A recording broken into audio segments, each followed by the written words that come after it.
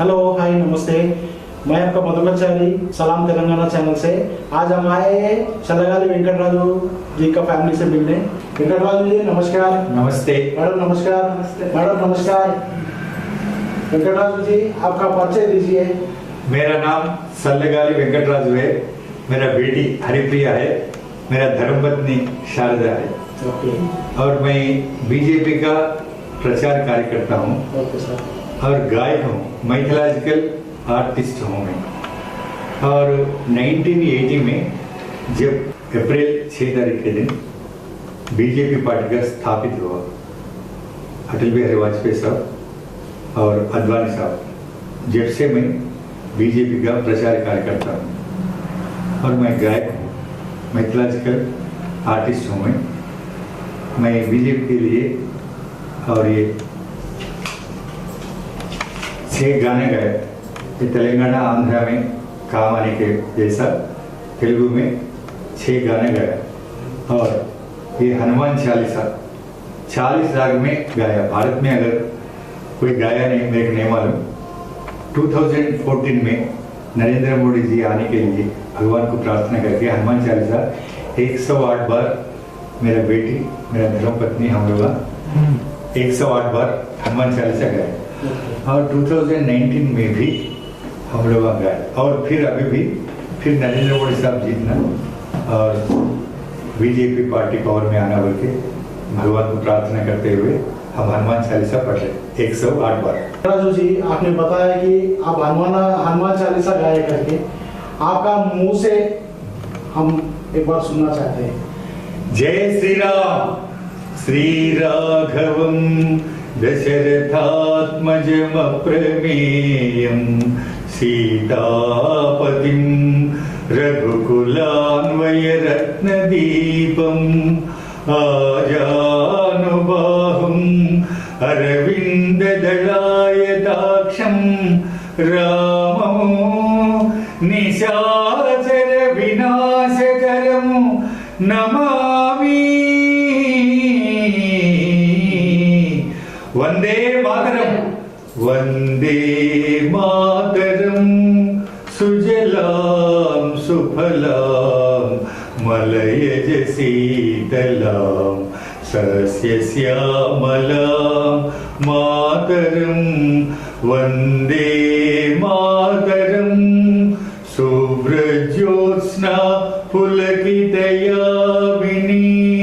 फुल्लकुसुमित द्रुमदल शोभिनीं सुहासिनीं सुमधुर भाषिणीं सुखदां वरदां मातरं वन्दे मातरं वन्दे मातरं।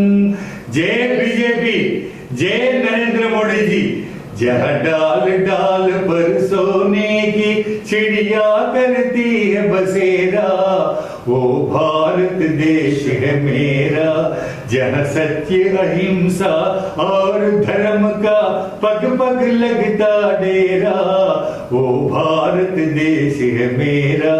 ये नरेंद्र मोदी जी हमारा, ये बीजेपी पार्टी हमारा। साहब बहुत अच्छा है आपका वॉइस। धन्यवाद। बहुत बहुत शुक्रिया सर। धन्यवाद। वेंकटराजू जी आपका पर्सनल इंफॉर्मेशन तो आपने कह दिया है। अभी पॉलिटिकल के दौर से हम अगर आएंगे तो मलकाजगिरी पार्लियामेंट कॉन्स्टिट्यूंसी, ये तो बहुत बड़ा कॉन्स्टिट्यूंसी है देश में। यहाँ पर पूरा 7 के 7 BRS MLA है। इसमें आपका बीजेपी के पार्टी की तरफ से ईटल राजेंद्र जी कॉन्टेस्ट कर रहे हैं। वो इतना कंपटीशन में वो जीत पाएंगे क्या? 100% जीत जाएंगे। इसलिए सारे देशभक्त बीजेपी के साथ है, नरेंद्र मोदी जी के साथ है और हमारा प्रियतम नेता ईटल राजेंद्र जी के साथ है। कम से कम मैं इतना तो कह सकता हूं, हमारे मलकाजगिरी पार्लियामेंट कॉन्स्टिट्यूंसी में पूरा 40 लाख वोट्स है। अगर इसमें 50 to 60, 70% पोलिंग हुए तो कम से कम बोल रहा हूं मैं 10 to 15 lakhs मेजॉरिटी से ईटेल राजेंद्र जी जीत जाएंगे। और मैं ज्योतिष नहीं होता, त्रिकाल वेदी नहीं होता, लेकिन भविष्य के बारे में मैं बोल रहा हूँ। ईटेल राजेंद्र जी जीतेंगे और सेंट्रल मिनिस्टर बनेंगे। कांग्रेस का सेकंड प्लेस है, बीआरएस का थर्ड प्लेस है, और हमारे मल्काजगिरी के और जितने भी प्रजा है पूरा डिसाइड हो गए ईटेल राजेंद्र को जिता। Haripriya ji good evening. Good evening. Madam, Modi ji के बारे में आपका क्या विचार है? नरेंद्र मोदी जी हमारे परिवार के लिए एक बुजुर्ग है। नरेंद्र मोदी जी हमारे परिवार के लिए एक भगवान है। जैसा श्री हनुमान जी के हृदय में श्री राम जी बसे हैं, वैसा ही 140 करोड़ जनता के हृदय में प्रधानमंत्री जी बसे हैं। प्रधानमंत्री जी कल के अवतार है। प्रधानमंत्री का परिवार सिर्फ और सिर्फ जनता ही है। मैं सभी देशवासियों, देशभक्त और स्पेशली महिलाओं को हृदयपूर्व से विनती और प्रार्थना करती हूँ कि कश्मीर से लेके कन्याकुमारी तक हर इंसान बीजेपी को वोट डालना है। इस बार भी प्रधानमंत्री नरेंद्र मोदी जी को ही जिताना है। इस देश भविष्य के लिए इस बार भी नरेंद्र मोदी जी प्रधानमंत्री बनना सबसे ज्यादा जरूरत है। बेटी पढ़ाओ बेटी बचाओ, सबका साथ सबका विकास। इस बार 400 बार बेटी बचाओ बेटी पढ़ाओ। इस देश भविष्य के लिए इस बार भी नरेंद्र मोदी जी को प्रधानमंत्री बनाना ज्यादा जरूरत है। इस देश भविष्य के लिए मैं सभी युवतियों को, सभी महिलाओं को, सब देशवासियों को मैं हृदयपूर्वक से विनती करती हूँ कि बीजेपी को ही वोट डालना है और बीजेपी को जिताना है। फिर से नरेंद्र मोदी जी को इस बार प्रधानमंत्री बनाना है। Vote for BJP, vote for BJP. जय नरेंद्र मोदी, भारत माता की जय। थैंक यू हरिप्रिया जी, आपने मोदी जी के बारे में बहुत अच्छा बात सुनाया है। Thank you very much. Venkataraju ji, Telangana में टोटल 17 कॉन्स्टिट्यूंसीज है और पूरा भारत देश में हमारा बीजेपी को कितना सीट्स मिलेगा सर? मैं भगवान से प्रार्थना करता हूँ तेलंगाना में 17 एमपी सीट्स बीजेपी जीतना, और भारत देश में हमारे प्रियतम प्रधानमंत्री भी इस बार 400 पार बोल रहे। लेकिन मैं भगवान से प्रार्थना करता हूँ हर बार 500 पार बीजेपी को सीट्स आना बोल के भगवान से प्रार्थना करता हूँ।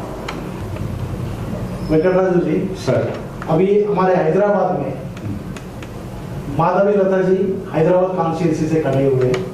वहां पर एमआईएम का बहुत सारा कंपटीशन चल रहा है। इस दौर पर माधवी लता जी वहां पे जीत पाएंगे? अगर सारे देशभक्त पोलिंग डे को हॉलीडे का एंजॉय नहीं करके पोलिंग डे को पोलिंग डे समझ के हर देशभक्त अगर वोट डाले तो 100% डॉक्टर माधवी लता जी जीतेंगे। इसलिए माधवी लता जी दुर्गा देवी का स्वरूप है। और ओल्ड सिटी में ये ओवैसी ब्रदर्स क्या कर रहे बोल तो वो लोगों के मुस्लिम भाइयों के दिल में जहर भर रहे। एक मुस्लिम हिंदू बोल के लाके जहर भर दिए। लेकिन हमारा प्रियतम प्रधानमंत्री क्या बोलते, सबका साथ सबका विकास सबका विश्वास सबका प्रयास बोलते। अगर उन्होंने फ्री में राशन देते, उनका नाम नहीं पूछते, मजहब नहीं पूछते, सबको हेल्प करते। लेकिन ये लोग क्या बोलते मालूम है, मैं बहुत लोगों से सुना मैं, ये लोगों को बच्चे ऊपर वाले देते कहते, बच्चे ऊपर वाले देते, गरीबी नरेंद्र मोदी जी देते कहते। लेकिन आज 80% सब्सिडी वो लोग ले रहे, लेकिन हम लोग कुछ भी नहीं बोलते। लेकिन हैदराबाद में अगर वोटर आईडी को आधार कार्ड को लिंक करे तो अब तक 5 लाख ये छोड़ के वोट आए ना, वो सब चले गए। अगर ये करे तो हमारे माधवी लता जी कम से कम 5 लाख मेजॉरिटी से जीत। ओके, बीजेपी पार्टी के बारे में आपका क्या विचार है? सर, मैं पहले आप बीजेपी के पार्टी में एक बात बोलना चाह रहा हूँ। जब 2014 में नरेंद्र मोदी जी जीत के पार्लियामेंट के सीढ़ी चढ़ रहे थे, जब उनके आंखों में से आंसू निकले, क्यों मालूम है आपको? 1950s में जनसंघ के श्यामा प्रसाद मुखर्जी, दीनदयाल उपाध्याय जो कैंडिडेट्स थे, वो लोगों को 5,000 10,000 सीट से हार जाते थे। जब से जो डेवलपमेंट हुआ बाद में 80 में, इससे पहले मैं आपसे बोला मैं, नरेंद्र मोदी जी, वो अटल बिहारी वाजपेयी जी, अद्वानी जी, मुरली मोहन जोशी जी, वैसे आके पहले 2 सीट्स आए। एक हमारे तेलंगाना से जंगारेड्डी साहब हनुमकोंडा से, और गुजरात से पटेल साहब बोल के 2 ही जीते। वाजपेयी अद्वानी भी हार गए थे। जब वो इंदिरा जी हंसते थे 2 सीट बोल के, लेकिन बाद में हमारे साथ बीजेपी, वो तो क्या है बच सबको मालूम हो गया।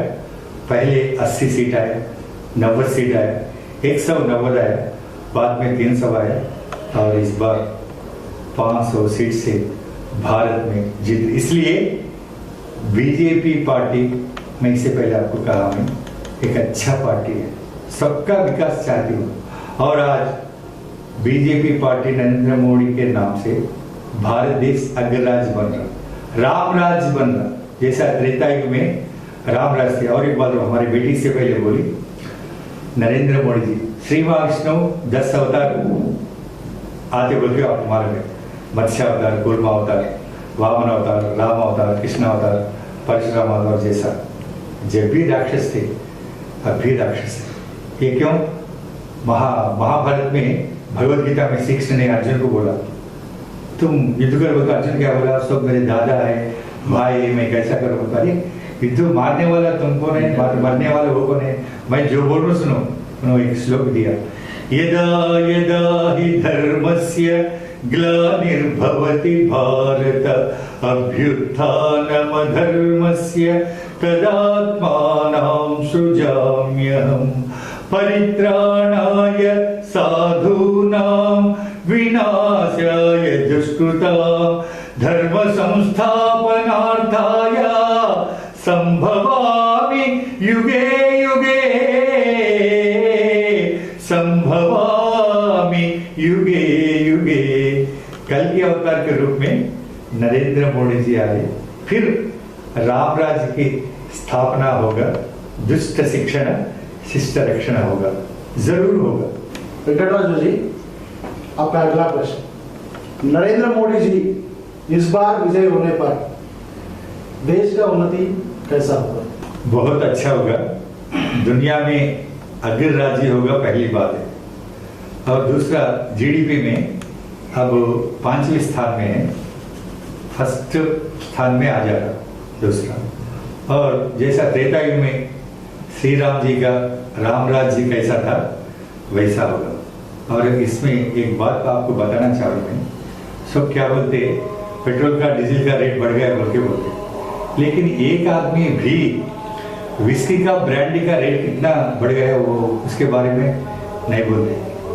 और कांग्रेस गवर्नमेंट में मनमोहन सिंह जी जब पीएम थे, ईरान से 2,40,000 करोड़ का कर्जा था, उन्होंने इंटरेस्ट भी ईरान को नहीं दी, लेकिन नरेंद्र मोदी जी आने के बाद वो कर्ज भी चुकता कर दिया। और ये लोग बोलते पेट्रोल का रेट 100 रुपये हुआ, गैस का रेट 1000 रुपये बोल के बोला, लेकिन मैं बोलता हूँ अगर देश के उन्नति के लिए पेट्रोल का रेट 200 हुए तो भी मैं भरने की व्यवस्था तैयार हूँ।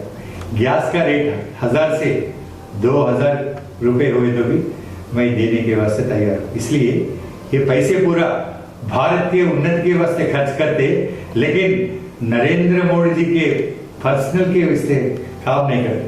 और एक बार आप समझो, गुजरात में उनके फैमिली सीधा साधा मिडिल क्लास का जीवन बिता रहे, उन्होंने रोजाना 24 आवर्स में कम से कम 18 से 19 घंटे काम करते, और उनका बैंक में बैलेंस में अगर जितना भी पैसे है ना मंथली आते ना उनका, वो पैसे पूरा गरीबों में बांट देते।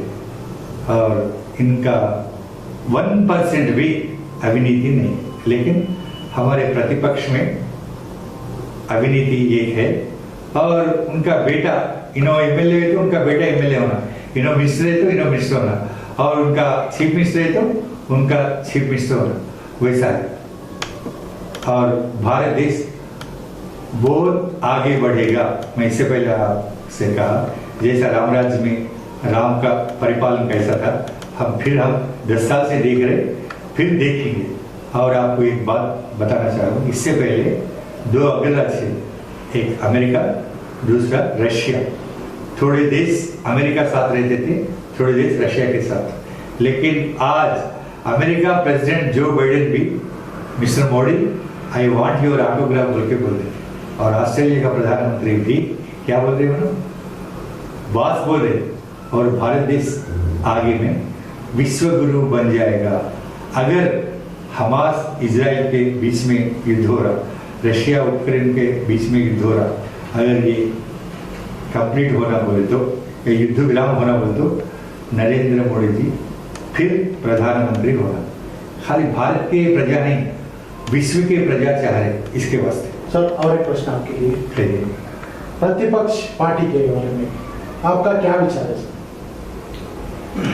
और इसके बारे में तो मैं ज़्यादा नहीं बोलना चाह रहा हूँ, लेकिन एक पिक्चर में रजनीकांत हीरो का एक डायलॉग याद आ रहा है। तेलुगु में क्या बोलते, सिंहम सिंगल గా వస్తదిరా, పందులు గుంపుగా వస్తాయి ना, तो उसका मीनिंग है शेर अकेला, LION line, Narendra Modi fix.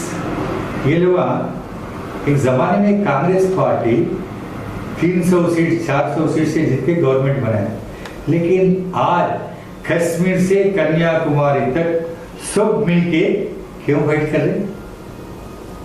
उनके ऊपर भरोसा नहीं है। उनको मालूम है अगर वो लोग सिंगल आए तो खत्म है, उस वास्ते सब घमंडिया गठबंधन बोल के मिलके फाइट कर रहे। लेकिन अंतिम विजय मैं बोलूं, इस बार 500 MP सीट से बीजेपी विजय होगा और नरेंद्र मोदी जी प्रधानमंत्री होगा। जरूर, ये 100% करेक्ट है।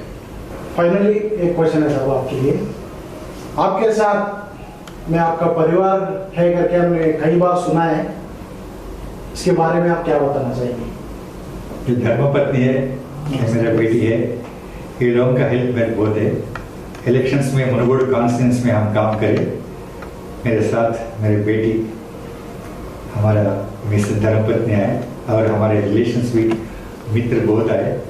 हम लोग ऐसा प्रचार करें, धूप में जाके बड़े लोगों का आशीर्वाद लिया मैं, छोटे लोगों का आशीर्वाद दिया मैं, बीजेपी के लिए वोट मांगा मैं, वैसा काम करा। जिस दिन ये सेंट्रल गवर्नमेंट का एमपीस का इलेक्शंस का डिक्लेयर हुआ, उस दिन से हमारे मिसेस, हमारे बेटी व्हाट्सएप ग्रुप में सबको विनती करें, आप लोग बीजेपी को वोट दीजिए, हमारे मल्काजगिरी कॉन्स्टिट्यूंसी का ईटल राजेंद्र को जिताइए, और हर कॉन्स्टिट्यूंसी में जितने भी ये तेलंगाना आंध्रा में सबको हमारे को परिचय है, सबको बोल के हम लोग बीजेपी को वोट देना बोल के एक ही है, बस हम लोग काम कर रहे। अगर ये लोग हेल्प नहीं तो मैं कुछ भी नहीं हूँ। और ये बीजेपी के वास्ते, और एक देखिए, हम नरेंद्र मोदी जी का फोटो रख लेके प्रचार करें हम, और बड़े लोगों का आशीर्वाद लिया मैं, और नरेंद्र मोदी साहब का फोटो रख लेके घर घर जाके मनोहर में प्रचार करें हमारा बेटी, हमारा मिसेस। और हर बार हम हर इलेक्शंस में काम करते हैं। इस बार भी ये मल्काजगिरी पूरा फिर रहे हैं व्हाट्सएप के जरिए, घर घर जाके, और हमारे मिसेस, हमारे बेटी लेडीज को बट्टू तिलक लगा के वोट मांग रहे हैं। और हमारे मिसेस का, हमारी बेटी का बहुत हेल्प है, सपोर्ट है इलेक्शंस में। जब तक हमारे ये शरीर में श्वास है, जब तब तक हम बीजेपी उससे काम करेंगे और नरेंद्र मोदी जी की पूजा करेंगे।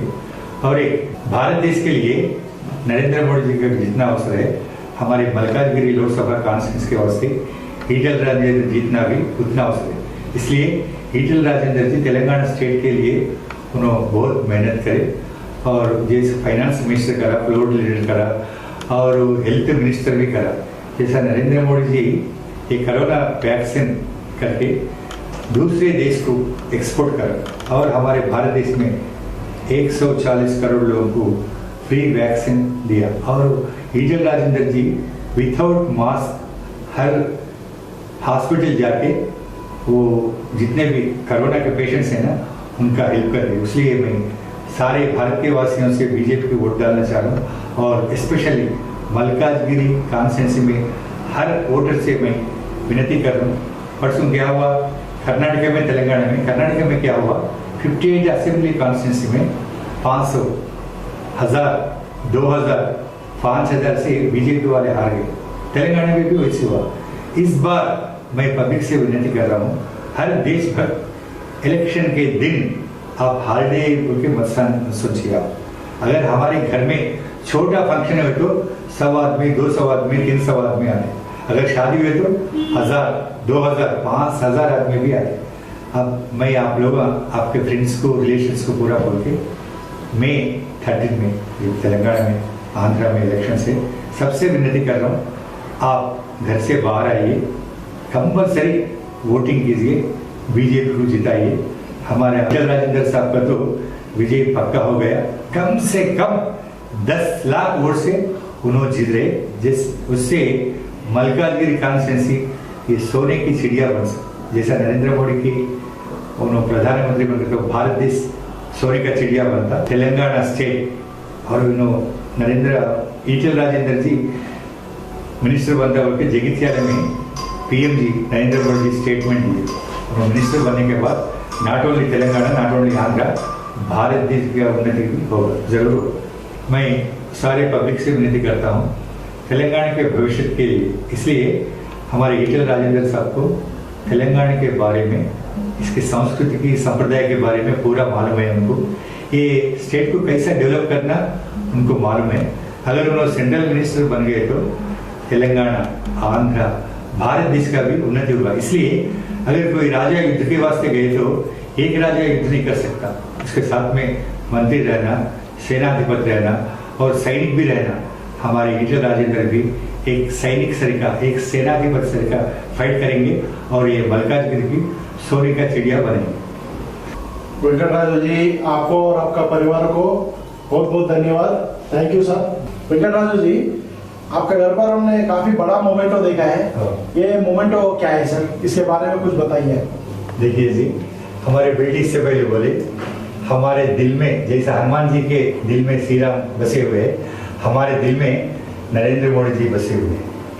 इसलिए कश्मीर से कन्याकुमारी तक नरेंद्र मोदी जी जो भी प्रचार की सभा में जा रहे, हर सभा में हर आदमी एक मोमेंटो दे दे। तो मेरे दिल में एक आलोचना है, उन्होंने कल के अवतार का रूप बोल के हम लोग इससे पहले बोले, ये अष्टलक्ष्मी है, ये शिव पार्वती है, कामधेनु है, और ये श्री राम पट्टाभिषेकम है, ये श्री कृष्ण है, और ये अयोध्या में राम मंदिर है। इससे पहले आपसे कहा मैं, ये कल के अवतार का रूप है नरेंद्र मोदी जी, ये भारत माता है, और ये श्री विष्णु का दशावतार है, ये विघ्नेश है, और छोटा नरेंद्र मोदी जी और ये उनकी मातुश्री, और ये पार्लियामेंट है, ये पार्लियामेंट का दंडम है। और ये क्या है, नेनु मोदी कुटुंब सभ्यने, तो हम नरेंद्र मोदी क्या बोलते, भारत के सबवासी, हम मेरा परिवार बोलते, हमारा परिवार का बड़ा नरेंद्र मोदी जी है। और ये पूरा इसलिए करा मैं, ये हमारे तेलंगाना स्टेट के किशन रेड्डी साहब है, और ये तेलंगाना स्टेट के वाइस प्रेसिडेंट गंगली मनोहर रेड्डी साहब है, और मेरा दिल का एक ही आरज़ू है जिंदगी में नरेंद्र मोदी का पादाभिवंदन करके उनको ये मोमेंटो हमारे मिसेस, हमारा बेटी से प्रेजेंट करना बोल के एक इच्छा है। बहुत बहुत धन्यवाद साहब, बहुत अच्छा बनाया आपने मोमेंटो को। धन्यवाद।